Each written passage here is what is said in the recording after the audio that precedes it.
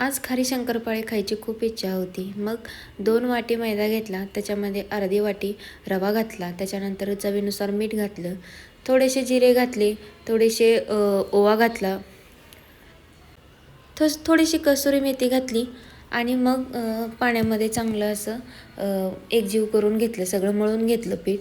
आता तुम्ही इथे मोहनसुद्धा घालू शकता, पण मी एका वाटीचंच करणार होते, त्याच्यामुळे मी इथे मोहन वगैरे काय घातलं नाही, डायरेक्ट पीठ मळून घेतलं. पीठ असं चांगलं घट्टसर मळून घ्यायचं, पातळ नाही मळून घ्यायचं. पातळ मळून घेतले की ते आपल्याला शंकरपाळ्या अशा कडक होत नाहीत. मग घट्टच मळून घ्यायचं. तेल लावून घेतलं आणि एक 10-15 मिनटं मुरत ठेवलं. हे बघा, अशा पद्धतीने पीठ मळून घ्यायचं. मग त्या पिठाचे मी 3 असे गोळे केले समप्रमाणात आणि मग त्याच्या लाट्या लाटून घेतल्या.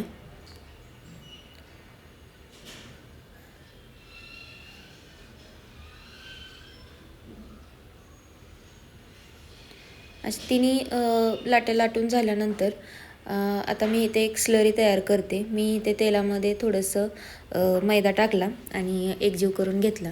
आता एक पोळी घ्यायची, त्याच्यामध्ये त्याच्यावरती हे लावायचं तयार केलेलं आणि आता ही पूर्ण लावलं की त्याच्यानंतर त्याच्यावरती दुसरी पोळी टाकायची आणि मग त्याच्यावरती पण स्लरी लावून घ्यायची. असं सगळे तिन्ही पोळ्या एकत्र करून घ्यायच्या आणि परत एकदा छान अशा थोड्याशा पातळ अशा लाटायच्या. हे बघा, अशा प्रकारे. मग आता यूट्यूब चॅनलमध्ये मी बघितलं होतं एका की त्यातही अशा औषधाच्या टोपणाने काजूसारखे शेप देऊन खारी शंकरपाळ्या करत होत्या.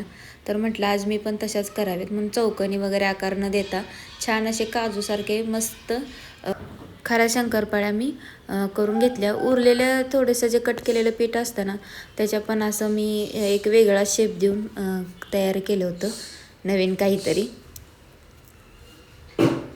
हे बघा, असे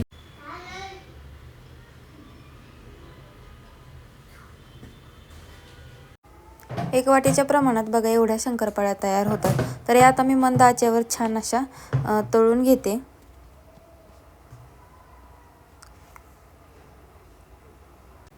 करताना तर त्यांचा काजूचा शेप असा व्यवस्थित दिसत नव्हता, पण तळताना बघा किती सुंदर असा त्यांना काजूसारखा सेम टू सेम शेप आलेला आहे. तर असे खरपूस छान फ्राय करून घेतले.